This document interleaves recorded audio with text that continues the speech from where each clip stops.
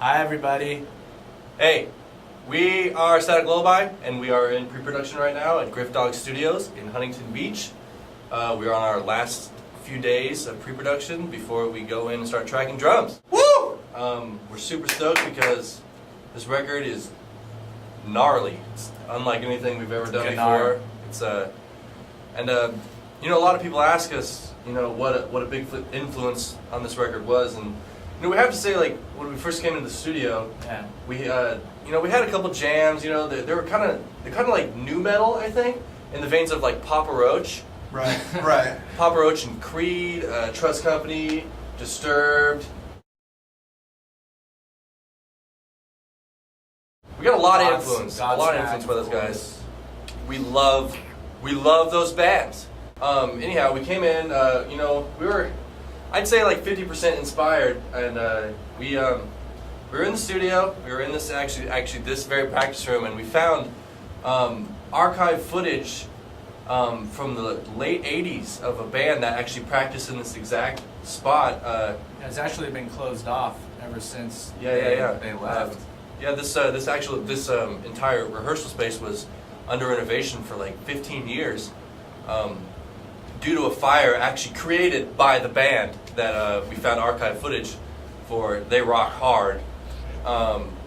Anyhow, we found the footage and we checked it out. It's from a band from, it was like recorded in March of 1987. The band is called Rattlesnake. Anyhow, they rock. And I think hard. We all watched the footage together on a Friday night. And we just freaked out. We were like, this has to be the fucking greatest band of all time. We tripped out. I mean, total inspiration, I felt. We were thinking about making just the cover album of their great tunes, but because the album never got released, their last record. They burned up in the studio. All the tracks burned up. Everything burned up as they were recording it. Their album was titled Rattlesnake. Anyhow, we're going to show you guys the footage, see for yourselves, and then we'll let you know why, basically we're so inspired by these guys. So check it out. Beep.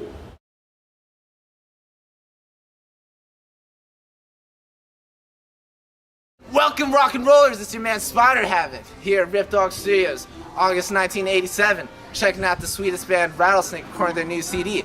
Let's go! Check that shit out! Rattlesnake is a hard rock band from the UK. They were voted 9th best band in the suburb they live in and were included in the top 100 best bands of 1984 by Delta Airlines In-Flight magazine. The band actually formed in 1982 in West Buddingham, England. And we all met in primary school. We were all part of the Young Buddingham Achievers. And then we formed Tactical Africa. We met and quickly formed a common bond for our love for Billy Ray Cyrus. See? So when we first started the band, we were called Tactical Africa. Yes. And it was due actually to the injustice and indifference in Africa. Oh, yeah, it was Alright. Then we just stopped caring. Yeah, we just stopped caring, so we changed the name to Rattlesnake. Rattlesnake. It was a different thing. Our first album, it was called Lunch for the Butter. It's a great record. It was a great record. It was kind of a thing because we didn't have a lot of money. We were just storing out, so we had to record the demo through our telephones onto our answering machines at home.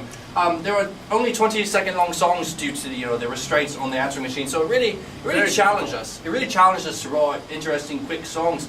The album did really well. We had a lot of original ideas on that album. One of the ideas we had was to simply put distortion on everything. All vocals, bass, drums, everything, and distorted cowbell was featured predominantly. Really made for an interesting sound as well. A lot of the good songs on there. I remember one of our big songs off that record was "Have You Ever Been to My Crotchville?" Population, you and I, and also a lot of it was actually the first song we've ever written. Yeah, it was the first song, and then right after that we wrote "It's Hammer Time in Your Butt." So it was a great record. Are we rolling? Yeah. 1 second. How's that look? Good. Okay. It was like when we started the band. It was Tactical Africa. We were doing well. Our album Lunch for the Butter. It was an explosive debut album, and I mean that quite literally. It was explosive. Something when they pressed the disc, it reacted with the chemicals in your laser disc player, and it actually combusted quite violently. It was a real problem for the band because a lot of fan injuries. But we felt people who were willing to risk a limb or an eyeball were true fans of Rattlesnake, and that was good.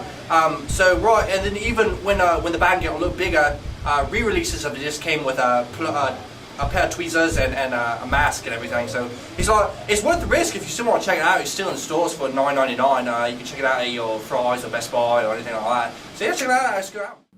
Yeah, it was tough times back then. We didn't have a lot of money to pay for the demos, so we had to get jobs as door-to-door insurance salesmen.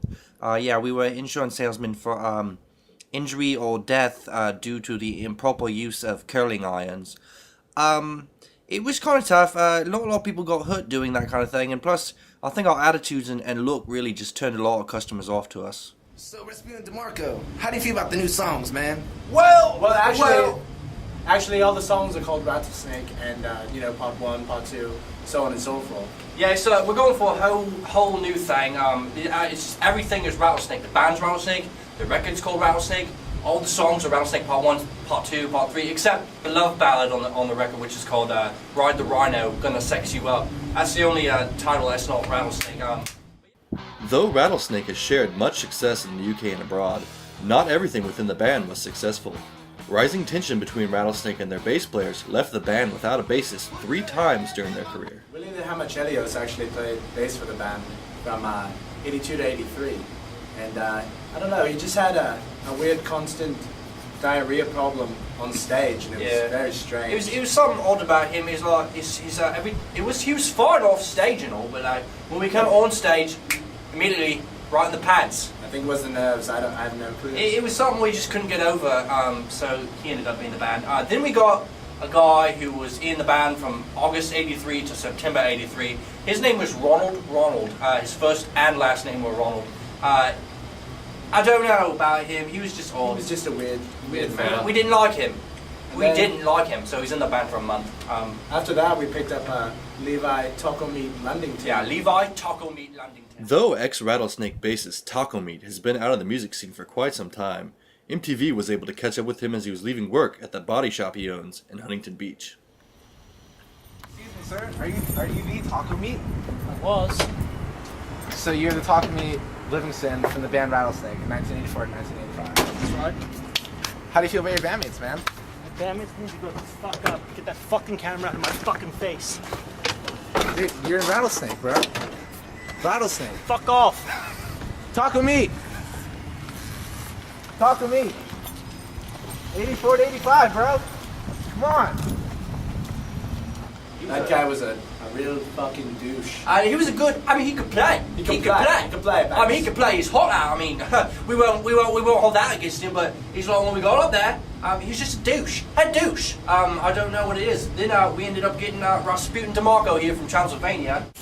So Rasputin, you weren't actually in the band when Tactical Africa formed. How do you feel about the indifference and injustice done to the people in Africa? Well, I feel quite strongly about. And he's a good bass player. He's quiet a lot. He wants to talk, but it's really nice. We prefer he doesn't talk. So Rasputin. Right. Yes.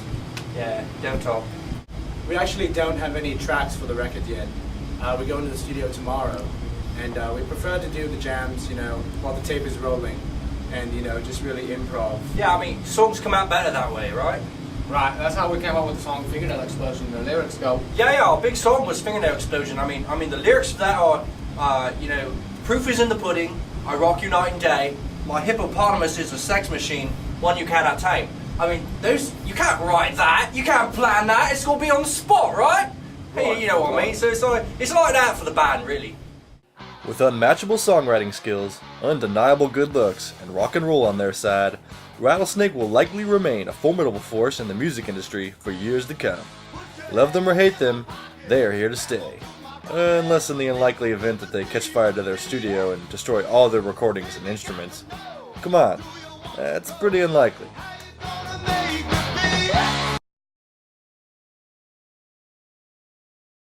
So anyhow, yeah, I mean, there's that. I mean, that is Rattlesnake. I mean, most of you guys probably haven't heard of those guys, and now you know.